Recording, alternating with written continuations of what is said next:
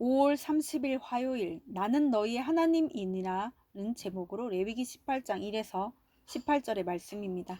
사랑의 하나님 감사합니다. 오늘도 말씀 묵상의 시간을 주심에 감사합니다. 이 시간을 통하여서 하나님의 말씀이 들리고 복음이 들리기 원합니다. 말씀대로 믿고 살고 누리는 인생이 되게 하시고 이 시간 우리와 함께하여 주시옵소서. 감사드리옵고 예수님의 거룩하신 이름으로 기도드립니다. 아멘. 본문의 말씀입니다. 여호와께서 모세에게 말씀하여 이르시되 너는 이스라엘 자손에게 말하여 이르라. 나는 여호와 너희의 하나님이니라. 너희는 너희가 거주하던 애굽 땅의 풍속을 따르지 말며 내가 너희를 인도할 가나안 땅의 풍속과 규례도 행하지 말고 너희는 내 법도를 따르며 내 규례를 지켜 그대로 행하라. 나는 너희 하나님 여호와이니라. 너희는 내 규례와 법도를 지키라. 사람이 이를 행하며 그로 말미암아 살리라. 나는 여호와이니라. 각 사람은 자기의 살부치를 가까이하여 그의 하체를 범하지 말라. 나는 여호와이니라. 내 어머니의 하체는 곧 내 아버지의 하체이니 너는 범하지 말라. 그는 내 어머니인즉 너는 그의 하체를 범하지 말지니라. 너는 내 아버지의 아내의 하체를 범하지 말라. 이는 내 아버지의 하체니라. 너는 내 자매 곧 내 아버지의 딸이나 내 어머니의 딸이나 집에서나 다른 곳에서 출생하였음을 막론하고 그들의 하체를 범하지 말지니라. 내 손녀나 내 외손녀의 하체를 범하지 말라. 이는 내 하체니라. 내 아버지의 아내가 내 아버지에게 낳은 딸은 내 누이니 너는 그의 하체를 범하지 말지니라. 너는 내 고모의 하체를 범하지 말라. 그는 내 아버지의 살부치니라. 너는 내 이모의 하체를 범하지 말라. 그는 내 어머니의 살부치니라. 너는 내 아버지 형제의 아내를 가까이하여 그의 하체를 범하지 말라. 그는 내 숙모니라. 너는 내 며느리 하체를 범하지 말라. 그는 내 아들의 아내이니 그의 하체를 범하지 말지니라. 너는 내 형제의 아내의 하체를 범하지 말라. 이는 내 형제의 하체니라. 너는 여인과 그 여인의 딸의 하체를 아울러 범하지 말며 또 그 여인의 손녀나 외손녀를 아울러 데려다가 그의 하체를 범하지 말라. 그들은 그의 살부치이니 이는 악행이니라. 너는 아내가 생존할 동안에 그의 자매를 데려다가 그의 하체를 범하여 그로 질투하게 하지 말지니라. 아멘. 도움말입니다. 풍속은 특정 시기와 장소에 유행하는 생활 양식을 말합니다. 살부치는 부모, 자식, 형제, 자매, 친척 등 가까운 혈연 관계에 있는 사람을 말합니다. 6절에 하체를 범하다는 성교하다라는 의미입니다. 본문 요약은 하나님이 모세를 통해 이스라엘 자손에게 애굽 땅의 풍속과 가나안 땅의 풍속과 규례를 행하지 말라고 말씀하십니다. 대신 하나님의 법도를 따르며 규례를 지켜 그대로 행하라고 하십니다. 특별히 각 사람은 자기의 살부치를 가까이하여 그의 하체를 범하지 말라고 명령하십니다. 오늘의 중보 기도는 주보들이 세상 풍속이 아닌 주의 규례대로 행하여 자신도 살고 가정도 살리는 은혜를 누리게 하옵소서. 아멘. 본문 해설입니다. 첫 번째, 따르지 말아야 할 풍속 1에서 3절의 내용입니다. 사회적 존재인 인간은 주변 환경의 영향을 받을 수밖에 없습니다.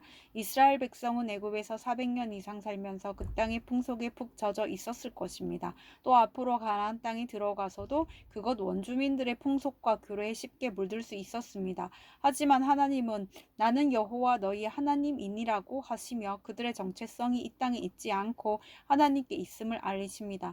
따라서 하나님의 백성이 된 나도 하나님을 떠난 세상 풍속을 따르지 말아야 합니다. 적용 질문입니다. 내가 여전히 따르고 있는 세상 풍속이나 가치관은 무엇입니까?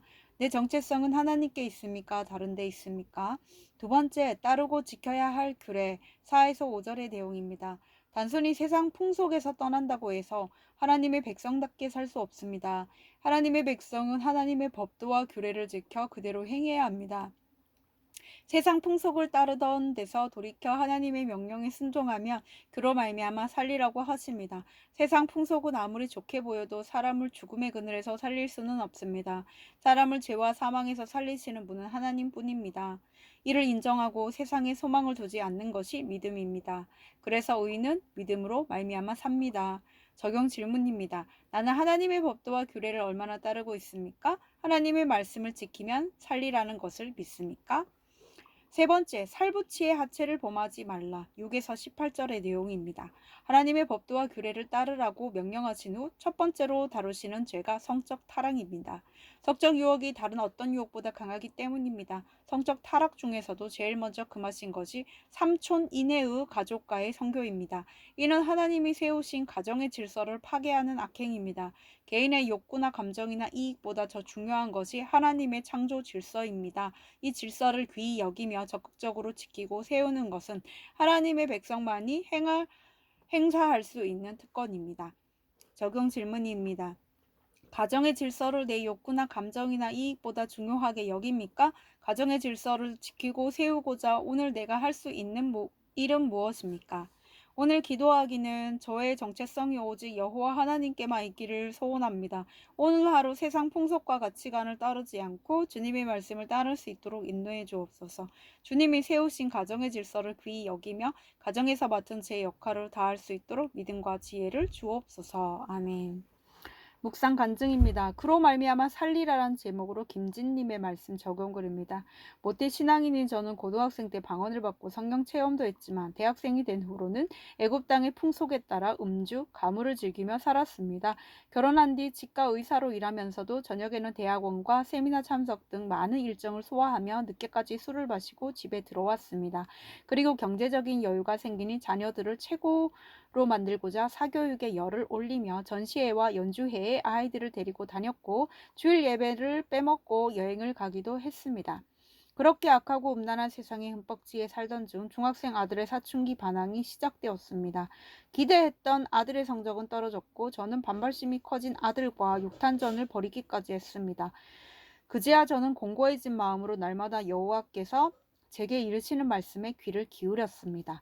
그러자 번성할수록 출애굽의 은혜를 잊고 하나님께 범죄한 백성이 바로 저임을 깨달았습니다. 그리고 하나님 자리에 앉아 남편의 질서에 순종하지 않고 자녀를 달달 볶아 제물로 바치는 가증한 일을 저지른 죄를 눈물로 회개하게 되었습니다.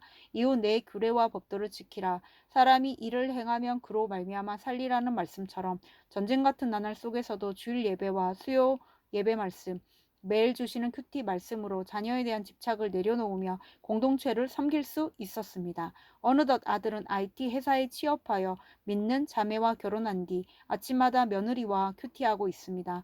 하지만 저의 남편은 동호회 사람들과 주일에도 산 좋고 물 좋은 곳을 찾아다니고 있습니다.